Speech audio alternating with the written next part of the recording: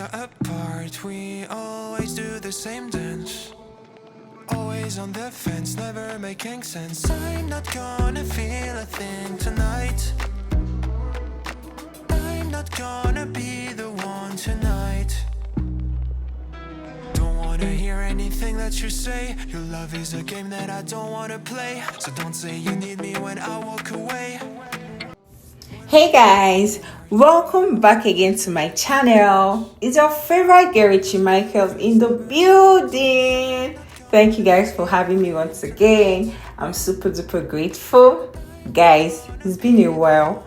I've missed you guys and I know you missed me too. We have lots of catching up to do, and guess what? We'll eventually do that. So if this is your first time finding us, we're glad you did, and guess what? You're going to love it here. And for my returning subscribers, you guys are the MVPs. Thank you for your love. Thank you for everything. We do not take it for granted. So if you're yet to subscribe, please, we beg of thee, click on the subscription button and the notification bell so each time there's a new video, you get notified. Thank you. This vlog is basically me telling you a few things you need to know on relocating to Canada in this 2025 or as a new immigrant in Canada in this 2025. Firstly, I want to say relocating to Canada or relocating to any part of the world, abroad, is an exciting adventure, trust me, an exciting experience. You're filled with lots of expectations. I mean, you're in search of greener pastures, right? Of course, yes. But most times, after the after party, or rather the welcome party, you soon realize that this place is not what you thought. It's not a bed filled with roses. Neither is it a street filled with dollars. You're faced with these sad realities, such as unending job hunting. You start getting homesick because you miss family, you miss friends, you miss colleagues. You miss your favorite gathering, social, cultural. In fact, you miss your favorite meal, like myself. In this scenario, you're left with no other choice than to adapt to your new environment, to your new country, to the new people. And this phase can be overwhelming sometimes because there's always a sense of isolation, even in social networking, because there's always language barrier. I mean, I speak English, the next person is Punjabi, the other person Korean. So there's always a barrier. Though sometimes you tend to meet people that also speak English like yourself, and you also meet people that speak your local dialect, right? So it's always different shades of different feeling. Each day you have this feeling, the other day you have the other feeling. So back to the order of the day. Like I said, I'm here to tell you what nobody would tell you on relocating to Canada in this 2025, but I will. Guys, the first on the list has to be skill acquisition. The importance of skill acquisition cannot be overemphasized, trust me. I mean, it's going to pay your bills before you get that dream job, before you graduate from your school and start practicing and get your dream job, like I said.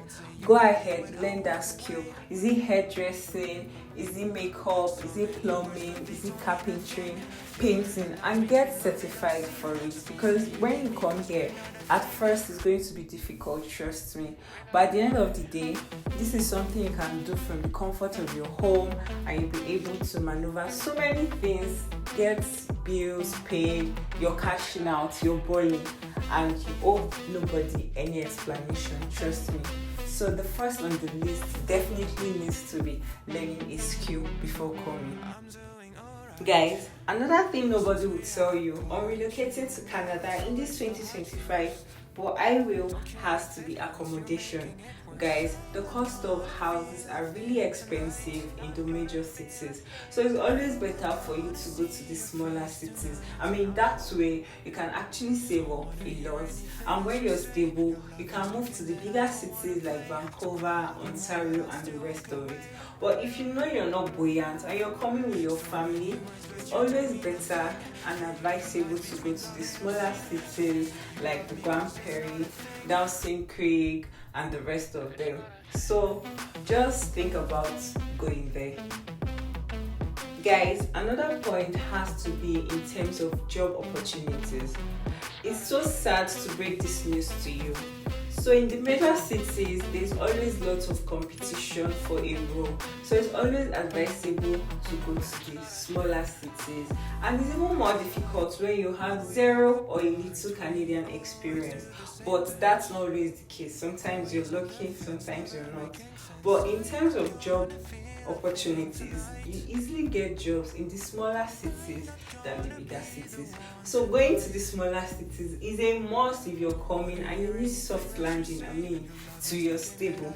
Okay, relocating to Canada in this 2025, what nobody will tell you, but I will, guys. The next point, it has to be getting a car. Yes, you heard me right. If you can afford it, I do not say steal or you should put all your spending or you should buy the latest one. No, for starters, just get something that can move you from one location to the next one.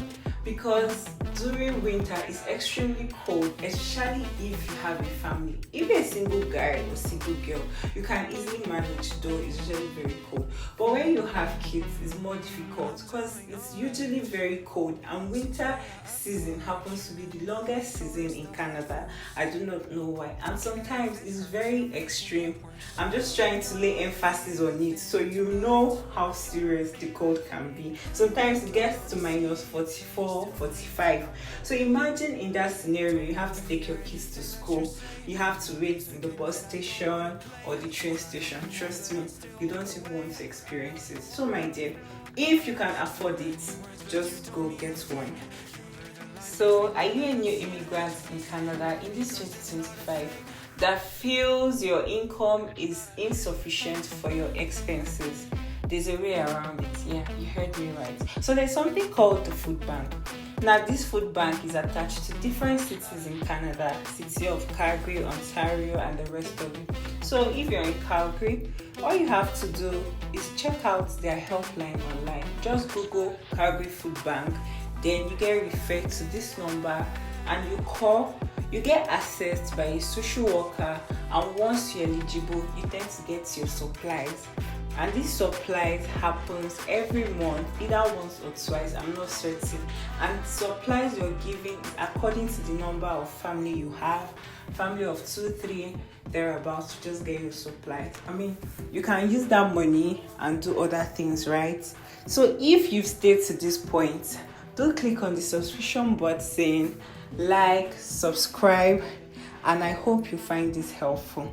And finally, guys, I just want to say this birth story is not easy at all for most of us, but at the end of the day, we have to adapt, we have to adjust. I was filled with lots of expectations. I was thinking by now I will have 2 houses to my name and a transport company, but right now, guys, silver or gold, I have none. Bye bye.